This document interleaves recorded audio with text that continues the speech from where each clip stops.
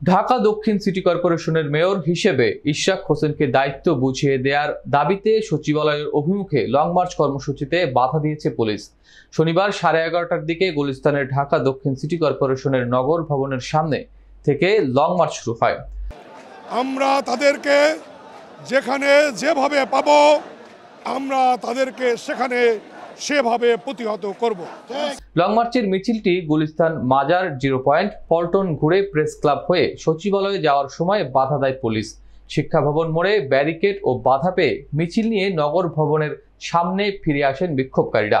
আসিফের কালো হাত ভেঙে দাও, গুড়িয়ে দাও, শপথ নিয়ে টালবাহানা চলবে না, অবিলম্বে ইশরাক হোসেনের শপথ চাই, দিতে হবে।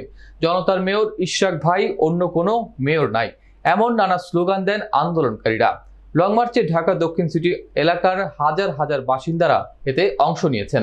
ইশরাককে মেয়র পদে দেখতে এদিন নগর ভবন থেকে সচিবালয় পর্যন্ত লং মার্চ কর্মসূচি ঘোষণা করেছিলেন আন্দোলনকারীরা। এরই অংশ হিসেবে সকালে নগর ভবন অবরুদ্ধ করে তৃতীয় দিনের মতো বিক্ষোভ ও অবস্থান কর্মসূচি শুরু করেন তার অনুসারীরা। পরে সেখান থেকে লং মার্চ শুরু হয়। এদিকে আজকের কর্মসূচিতে ঢাকা দক্ষিণ সিটি কর্পোরেশনের সাধারণ কর্মচারীরাও একাত্মতা প্রকাশ করেছেন। নগর ভবনের সব গেট বন্ধ করে সকাল থেকে কর্মসূচিতে অংশ নেন তারা। এতে অচল হয়ে যায় ডিএসসিসির প্রধান কার্যালয়। ফলে কোনো সেবা প্রার্থী ও কর্মকর্তা নগর ভবনে প্রবেশ করতে পারেননি। নেতাকর্মীদের অভিযোগ, আদালতের রায় ও নির্বাচন কমিশনের গেজেট প্রকাশের পরও ইশরাক হোসেনকে শপথ নিতে দেয়া হচ্ছে না। তারা বলেন, জনতার রায়ে নির্বাচিত ইশরাককে দায়িত্ব বুঝিয়ে না দিয়ে জনগণের সঙ্গে বেইমানি করা হচ্ছে। শপথ না দেওয়া পর্যন্ত আন্দোলন চলবে।